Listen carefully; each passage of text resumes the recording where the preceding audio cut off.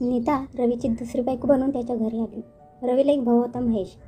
तो आता कुठे कॉलेजला जाऊ लागला होता, पण त्याला त्याची बहिणी आवडायची. नीता तशी दिसायला एकदम भारी. तिचं शरीर चांगलंच भरलेलं होतं आणि तिचा स्वभाव देखील चांगला होता. त्या दिवशी त्यांच्या गावात कार्यक्रम होता. तो कार्यक्रम बघून महेश रात्री उशिरा घरी आला. तो आला आणि थेट त्याच्या खोलीत झोपायला गेला. पण जाताना त्याला त्याच्या भावाची खोलीची खिडकी उघडी दिसली. त्याने हळूच आत बघितलं तर तिथे त्याची नीता बहिणी एकटीच आत झोपली होती आणि तिची साडी वरती आली होती. त्याला नीताच्या गोऱ्या मांड्या दिसत होत्या. ते बघून त्याचा हात आपोआपच त्याच्या पॅन्टकडे गेला. त्याला राहवले नाही आणि तो तसाच तिच्याजवळ गेला आणि हळूच तिच्या मांडीवर हात फिरवू लागला. नीताला अचानक जाग आली आणि तिने समोर तिच्या धीराला बघून ती दचकून उठली आणि तिने त्याला दम दिला की बाजूला होतोस का, बोलवा येईल ना. हे ऐकून महेश काही न बोलता तिथून आपल्या खोलीत निघून आला. पण त्याला झोपच लागत नव्हती. तो रात्रभर विचार करत होता की खरंच जर वहिनीने आईला सांगितले तर. पण त्याला काहीही करून त्याला त्याची वहिनी पाहिजे होती. त्याला भीतीने झोप लागत नव्हती. मग कशी कशी झोप लागली. सकाळी उठल्यावर पुन्हा त्याच्या डोक्यात तेच विचार. पण आईची भीती वाटत होती. नीता वहिनी त्याच्याशी बोलत नव्हती. तो कॉलेजला निघून गेला. संध्याकाळ आल्यावर तो त्याच्या मित्राच्या घरी गेला. तिथून यायला उशीर झाला. त्याचा मोठा भाऊ रवी बाहेरगावी गेला होता. त्यामुळे त्यांच्या घरात तो, त्याची वहिनी आणि त्याची आई एवढेच लोक होते. महेश घरी यायच्या अगोदरच त्या दोघी जेवल्या होत्या. नीता वहिनीने त्याला जेवण वाढलं, पण ती काहीच बोलली नाही. महेश जेवला आणि झोपायला त्याच्या खोलीत निघून गेला. आज रात्री देखील त्याला झोप येत नव्हती. त्याच्या डोळ्यासमोर सारखी त्याच्या वहिनीच्या गोऱ्या मांड्या दिसत होत्या. त्याला राहून राहून सारखं वाटत होतं की वहिनी काही बोलली का नाही. याचा अर्थ तिलासुद्धा तेच पाहिजे असेल तर. जवळजवळ अर्धा एक तास तो तसाच हाच विचार करत होता. रात्रीचे 12:30 वाजले होते. आता त्याला राहत नव्हतं, म्हणून मग तो नीता वहिनीच्या खोलीतून निघाला. नीताच्या खोलीचा दरवाजा फक्त ढकलून घेतला होता, त्यामुळे त्याने हळूच धक्का दिला तसा दरवाजा उघडला. तिच्या खोलीत लाईट बंद होती, पण खोलीत मंद प्रकाश होता. तो नीता वहिनीच्या बेडजवळ गेला. समोर नीता वहिनी एका कुशीवर झोपली होती आणि तिचा पदर तिच्या छातीवरून खाली आला होता. त्यातून तिची खोलपट दिसत होती. तिचे मोठे बॉल थोडेसे बाहेर आले होते. ते पाहून महेशच्या तोंडाला पाणी सुटलं. त्याने हळूच तिच्याजवळ जात तिचा एक बॉल हळूवार दाबायला सुरुवात केली. तेवढ्यात नीताला जाग आली. तिने त्याचा हात बाजूला केला आणि म्हणाली, तुला कळत कसं नाही. तो म्हणाला, फक्त एकदा करू दे की मला. वहिनी म्हणाली, अजिबात नाही. जर तुझ्याकडून मला बाळ राहिलं तर माझी किती बदनामी होईल तुला माहीत आहे का. हे ऐकून महेश थोडा वेळ शांत बसला. त्याने खूप विनवणी केली, पण तिने मान्य केले नाही. शेवटी खाली मान घालून महेश त्याच्या खोलीत आला.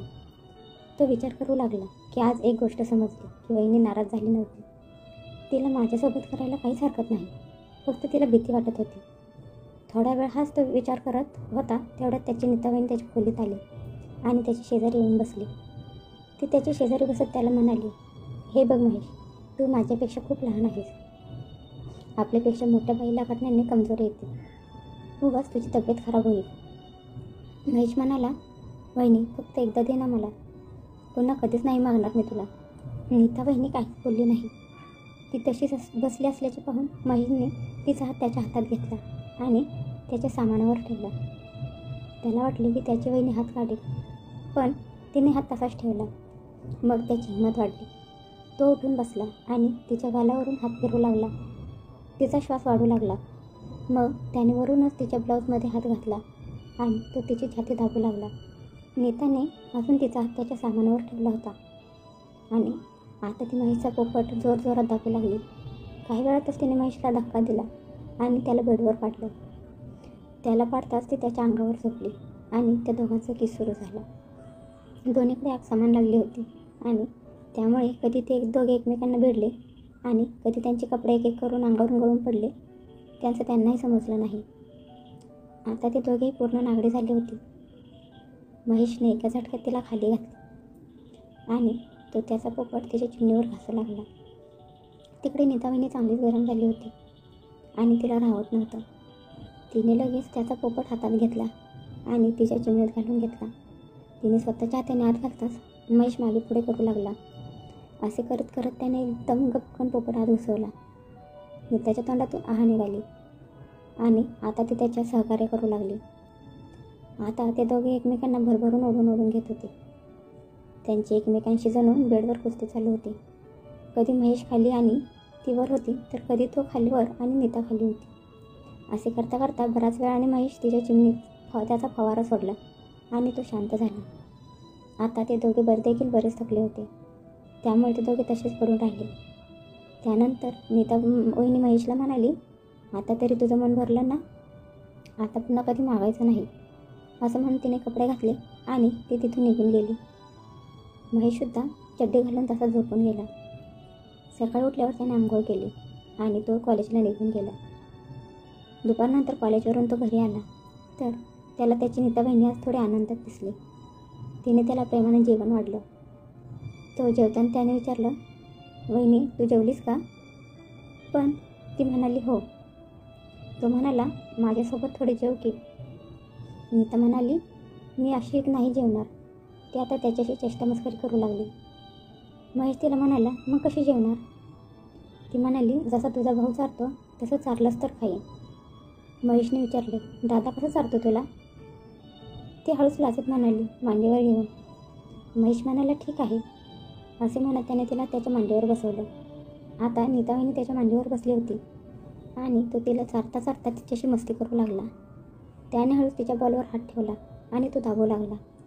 ती म्हणाली, बस कर, कुणीतरी येईल.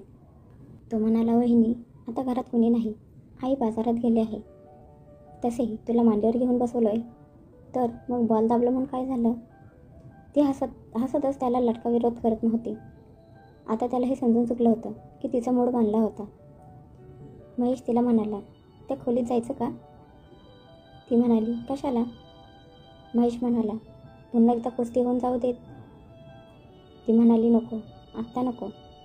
महेश म्हणाला, काय हे वहिनी, तुझ्या मनात तर आहे, मग होऊन जाऊ देत की. ती काहीच बोलली नाही. महेश म्हणाला, बरं मग एक काम कर, मला तुझे बॉल तरी तोंडात घेऊन चोकू दे. तिने इकडे तिकडे बघितलं आणि म्हणाली, बरं चालेल, पटापट चोकून घे, नाहीतर तुझी आई आली तर अवघड होऊन बसेल. हे ऐकताच महेशने तिच्या ब्लाऊजची बटन काढली आणि तिचा एक बॉल बाहेर काढून तो त्याला जोरजोरात दाबू लागला. नंतर त्याने दुसरा बॉल देखील बाहेर काढला. आता तो एका बॉलला त्याच्या हाताने दाबत होता तर दुसरा बॉल तोंडात घेऊन चोकत होता. तीसुद्धा त्याला सहकार्य करत होती.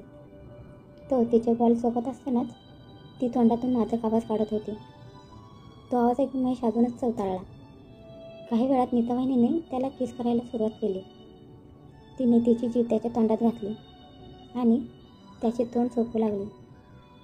महेशने तिच्या खालच्या भागात हात घातला आणि म्हणाला, वहिनी हे सुद्धा काढ. ती म्हणाली, कशाला? महेश म्हणाला, मला खाली किस करायचं आहे. ती म्हणाली, नको, आता तू बराच पुढे जायला लागला आहेस. असे म्हणून ती किचनमध्ये निघून गेली. आता महेशसुद्धा त्याच्या मित्राकडे निघून गेला. संध्याकाळी तो माघारी आला. रात्रीचं जेवण झाल्यावर तो त्याच्या खोलीत जाऊन बसला. तो नीतावाहिनीकडे अजून एक चान्स मिळतोय का याची वाट बघत होता. त्याने झोपायचा प्रयत्न केला, पण त्याला झोप येत नव्हती. मग रात्री 11 वाजता तो उठला आणि नीताच्या खोलीत आला. नीता अजून जागीच होती. त्याने हळूच तिला मागून मिठी मारली आणि तिच्या बॉलला मागून धाकू लागला.